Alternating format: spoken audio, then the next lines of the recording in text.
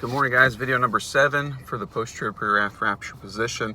And what I want to show today is probably the most obvious and clear-cut and irrefutable evidence that the rapture happens after the tribulation, but before God pours out his wrath, and particularly that it happens on the day of the Lord. And I want to go to 3 places. The first being Joel chapter 2. Verse 31, the Bible reads, "The sun shall be turned into darkness, and the moon into blood, before the great and terrible day of the Lord come." So I want you to imagine this. The sun is turned to darkness, and the moon into blood. So sun and moon darken before the day of the Lord. So that happens before the day of the Lord, meaning the day of the Lord comes after that.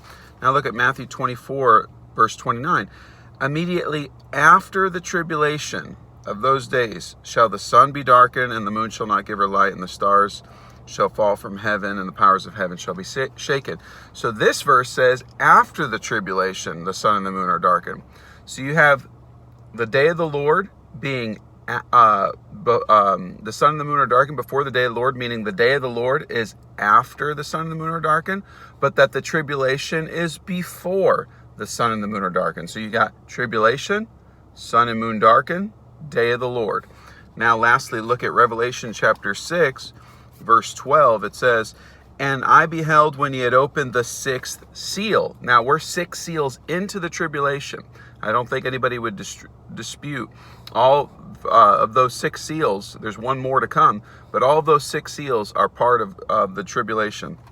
It says, "And I beheld when he had opened the 6th seal, and lo, there was a great earthquake, and the sun became as black as sackcloth of hair, and the moon became as blood." The exact prophecy of Joel chapter 2, verse 31.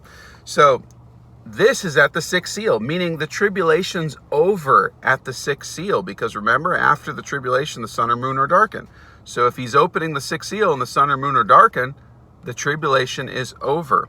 Okay, and it is now the day of the Lord. In fact, we even see in verse 17, "For the great day of his wrath is come, and who shall be able to stand?" Showing that the wrath of God is obviously after the tribulation, after the sun or moon are darkened, after the 6th seal.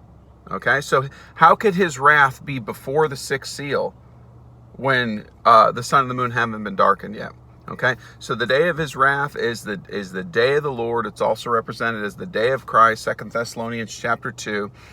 And we know from the first video that immediately after the tribulation, the sun and the moon are darkened, and then the Son of Man comes in the clouds with power and great glory, and he gathers together his elect from the 4 winds, the rapture. So what happens when the 6th seal is open? Well, the 6th seal is open.